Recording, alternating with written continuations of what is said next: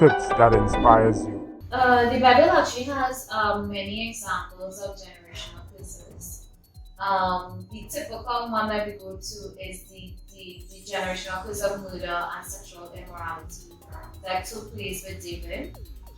When he went with Bathsheba, that was a curse of adultery.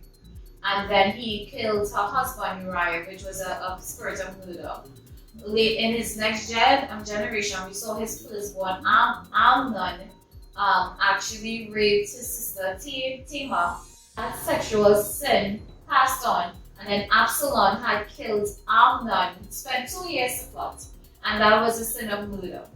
And then that sin of sexual sin continued with Absalom, when Absalom actually had sexual relationships with his father's concubine to establish his kingdom. There's another interesting generational curse in the Bible that kind of spread itself down a few generations well, and that was a spirit of deception. That has started with Abraham and Cyril with King Abimelech. And he was the king of Gerar, I think, and they were passing through, and Sarah is beautiful, and he wanted Sarah himself. And though Abraham did speak the truth, they will have siblings, Abraham and Sarah, do share the same father. Abraham did not reveal to him that Sarah was his wife, and that was a deception. Now that would have been a serious consequence. Thank God the Holy Spirit had spoken to King Abimelech, and God prevented him from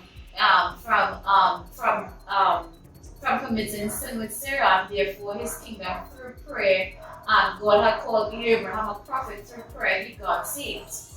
Now that spirit of deception did not stop there.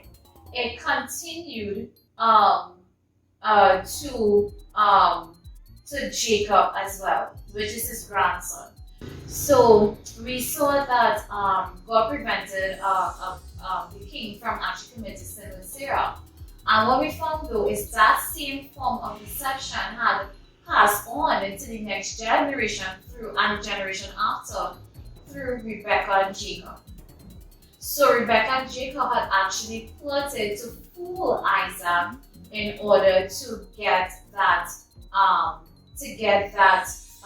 that blessing of the firstborn. Jacob himself went through deception through Rachael when she had stolen the idol, the family idol, and had hidden it, and had deceived and said that she was having her season and therefore couldn't be raised. And he had declared a curse upon the person that had stolen it, and she unfortunately had died in childbirth. We saw that curse of deception passed on to Jacob's children. His sons, 11 of his sons, actually had plotted to kill their brother Joseph. And when they had sold him as a slave, they had deceived and lied to their father and say that he was killed, and the father actually believed his son was killed when he was sold into slavery. Tips that inspires you.